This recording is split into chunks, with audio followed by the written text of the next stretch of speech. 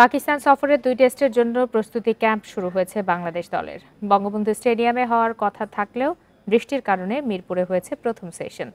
ইনডোরে 14 cricketer gym করেছেন। ক্রিকেটারদের fitness নিয়ে সন্তুষ্ট ট্রেনার বায়েজিদুল ইসলাম বলছেন, টেস্টের জন্য তাসকিনের ফিটনেস ফিরে পাওয়া চ্যালেঞ্জিং।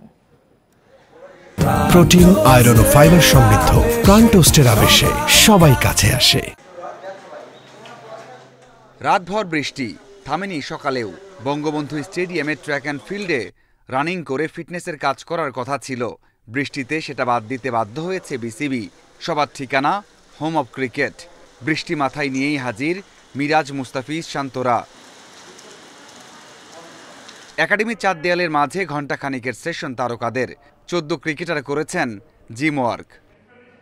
ইনজুরি কনসার্ন যদি থেকে থাকেও যাদের থাকে আমরা তো রেস্ট্রিকশন দিয়ে রাখি, তো ওরা ইনজুরি নিয়ে কাজ করে। আর স্ট্রেংথ টেস্টে ওভারঅল যারা যে বেঞ্চমার্ক ছিল চেষ্টা করছে যে বেঞ্চমার্কের কাছাকাছি যাওয়ার জন্য। মোস্ট কেসেসে ম্যাক্সিমাম প্লেয়াররা ইমপ্রুভ করছে, এতটুকু বলা যায়।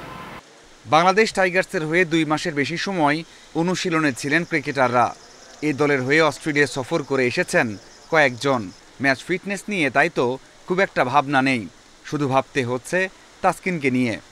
তাসকিন অবশ্যই অ্যাভেলেবল আছে, কিন্তু বোলিং ওয়ার্কলোড টেস্ট ম্যাচ খেলতে হলে লম্বা সময় বল করতে হয়, এগুলি আস্তে আস্তে বিল্ড আপ করে তারপরে খেলতে হয়।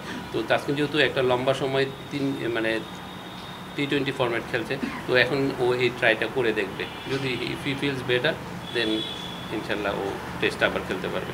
মাহমুদুল্লাহ, মুস্তাফিজ টেস্ট খেলেন না, তাহলে তারা কেন এই ক্যাম্পে? এরকম না যে টেস্ট প্লেয়ারদের জন্য শুধু, এটা অ্যাকচুয়ালি বাংলাদেশ ন্যাশনাল টিম প্লেয়ারদের জন্য। এখানে ধরুন কথার কথা মুশফিককে আজকে আপনারা হয়তো দেখেন না এখানে, কিন্তু মুশফিকও কিন্তু এই টেস্টটা অলরেডি অ্যাপিয়ার করে গেছে গত 16 তারিখে।